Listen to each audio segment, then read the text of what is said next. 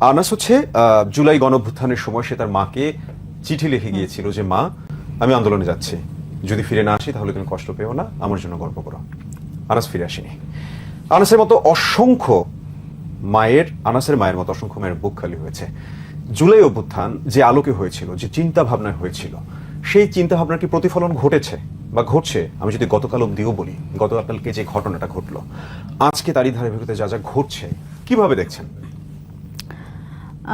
প্রথমত দেখেন, আমরা এই জুলাই গণ অভ্যুত্থানের কথা বলি, আমরা এই 5 আগস্ট পরবর্তী সময় আমরা যারা জাতীয় রাজনীতিতে এসেছি, আমরা এতদিন অনেকেই ছাত্র রাজনীতিতে ছিলাম, অনেকেই অ্যাক্টিভিজম করতাম সমসাময়িক বিষয় নিয়ে, কিন্তু যখন এই গণ অভ্যুত্থানটা হলো, এই গণ অভ্যুত্থানে এই আনাসের চিঠির মতো আরও অনেক আনাস, তাদের আমরা বোঝবার চেষ্টা করছিলাম যে আসলে ঠিক কি জন্য আসলে মানুষ এত সহজে নিজের জীবনটা দিয়ে দিতে পারে এবং এতটা সাহস কিভাবে দেখাতে পারে। তো এবং দেখেন, এই আনাসের মতো বহু তরুণ, তাদের কিন্তু কোনো পলিটিক্যাল অ্যাফিলিয়েশন নাই, এবং তারা, আমি যদি বলি যে বড় রাজনৈতিক দলগুলো, তাদের তো এক ধরনের দলীয় স্বার্থ আছে, গোষ্ঠী স্বার্থ আছে, কিন্তু আনাসের আসলে কি ছিল?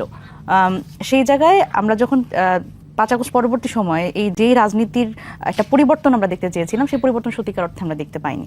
এবং সেই পরিবর্তন আমার মনে হয় যে তরুণদের এর জন্য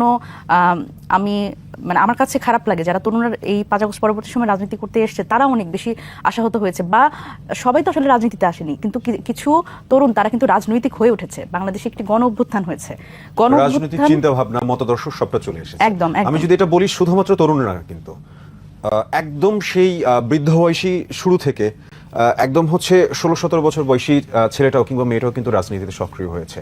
আপনারা কিন্তু সেটার কেন্দ্রবিন্দু ছিলেন, এখনো কিন্তু অনেকেই ভাবছে। সেই জায়গা থেকে কি মনে হয় যে হচ্ছে এখন আপনাদের প্রতি মানুষজনের বা তরুণদের সেই ভরসার জায়গাটা আছে? বা আমরা আরো যদি এটার সাথে অ্যাড করতে চাই, I really wanted to talk about this. আমরা গতকালকে পুলিশের যে ভূমিকা দেখেছি, সেটা কতটুকু যৌক্তিক ছিল?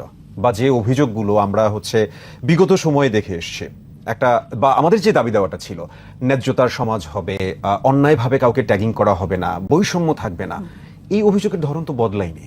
এবং কেন আপনাকে আমি প্রশ্নটা এই জন্য করছি যে মানুষজন বলেন, আমাদের মতো যারা সাধারণ মানুষজন যারা আছে, আমাদের কিন্তু বড় একটা ভরসার জায়গা ছিল তরুণদের নিয়ে, যে হ্যাঁ, আমরা যে রাজনীতির প্যাটার্নটা দেখে এসেছি, সেই প্যাটার্নটা চেঞ্জ হবে।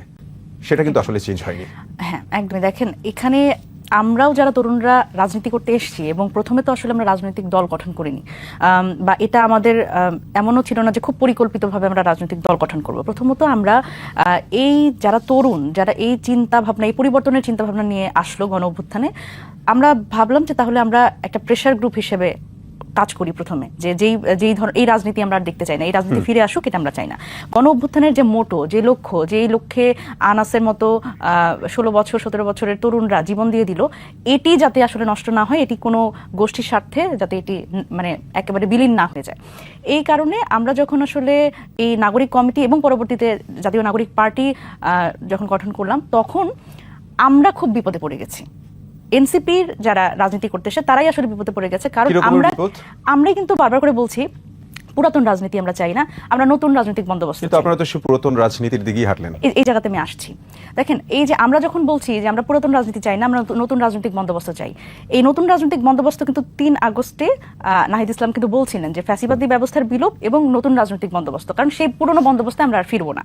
এই নতুন রাজনৈতিক বন্দোবস্ত যখন আসলে এই জাতীয় নাগরিক পার্টির পক্ষ থেকে বলা হচ্ছে, তখন এই তরুণদের উপরেই বারবার করে এই নতুন রাজনীতি নির্মাণের যে দায়টা, সেটা আসছে। কিন্তু দেখেন, বাংলাদেশের যে এই মোর্চে পড়া রাজনীতি, সেই রাজনীতি কিন্তু শুধুমাত্র তরুণরা যদি প্রোঅ্যাক্টিভলি শুধু তারাই কাজ করে এবং বাকিরা যদি বলে যে না, আমরা সেই পুরাতন রাজনীতি নিয়ে থাকবো, এটা তো আসলে একটা কোঅর্ডিনেটেড। কিন্তু আপনাদের পাশে তো সমর্থন ছিল, দেখেন অসংখ্য সমর্থন ছিল, তরুণদের সমর্থন ছিল।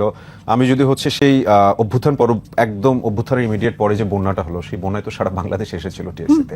সেই জায়গা থেকে আপনার হচ্ছে কেন এই প্রশ্নটা আসলো, আপনি যদি ফেসবুক দেখেন, ভিডিও দেখেন, সেই জায়গায় দেখবেন কিন্তু অনেকেই অভিযোগ করছে যে বন্যার টাকা কই গেল, এই একটা গেল। আপনি কি ফেসবুকের মিম দেখেন? জেএনজি শোস, I am going to ask a very normal question. Meme দেখা হয় ফেসবুকে। রিসেন্টলি হচ্ছে একটা মিম এবং স্ট্যাটাস খুব ভাইরাল হয়েছে, রিসেন্টলি না, আরো 10-12 দিন আগে।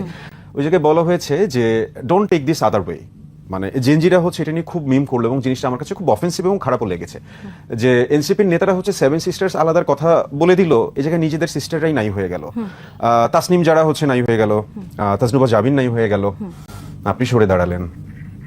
আচ্ছা, প্রথমত আমি বন্যার টাকার কথায় আসি। দেখেন, বন্যার টাকার কথা যখন আমি বলবো তখন আমি ওই প্রসঙ্গটা আবার আনছি। সেটা হচ্ছে যে আপনি যে বললেন যে আমরা একটা ব্যাপক জনসমর্থনের মধ্যে দিয়ে কিভাবে করে আমরা আবার একলা হয়ে যাচ্ছি। জনসমর্থন মানে সাধারণ মানুষের যে জনসমর্থন আপনি যেটা বলছেন সেটি কিন্তু দেখা যায় না, সেটি মৌন সমর্থন থাকে। মানুষ আমাদের ফলো করে, মানুষ আমাদের প্রেজ করে ঘরে বসে টেলিভিশনে দেখে। কিন্তু যেই সমর্থনটা আমাদের দরকার ছিল রাজনীতিতে সেটা হচ্ছে অন্য রাজনৈতিক দলগুলোর সমর্থন, যে তরুণরা যে রাজনীতিতে আসবে এটা একটা ওয়েলকামিং ব্যাপার। আপনারা তো প্রতিদ্বন্দ্বী, হ্যাঁ, মানে ওয়েলকামিং ব্যাপারটা ছিল। সরি, আবারও ইন্টারাপ্ট করছি। আমি একটু শেষ করি না হলে আসলে মেসেজটা ঠিকভাবে যাবে না। আমার যখন এই যে প্রতিদ্বন্দ্বিতার রাজনীতি, সেটা তো আমরা গত 17 বছর দেখে এসেছি। এই প্রতিদ্বন্দ্বিতা করতে না পারা, এবং আমি যদি বলি যে সেই সময়কার যে রাজনৈতিক দলগুলো তাদের তো ব্যর্থতা আছে। সুতরাং 5 আগস্ট পরবর্তী সময় রাজনীতিটা কিন্তু আর আগের মতো হবে না। আমরা বারবার করে বলছি 5 আগস্টের পরের রাজনীতি এবং 5 আগস্টের আগের রাজনীতি কিন্তু আলাদা।